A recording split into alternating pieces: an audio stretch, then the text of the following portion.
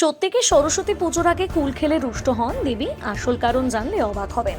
সরস্বতী পুজোর আগে কুল নৈব নৈব চ।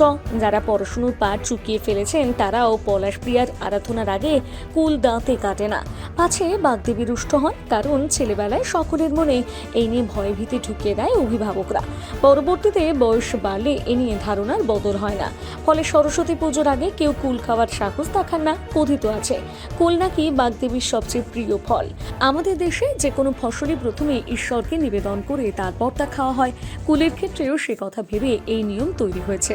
মনে করা হতো দেবীর প্রিয় ফল কুল, তাকে নিবেদন করে না খেলে তা অপমান করা হয়।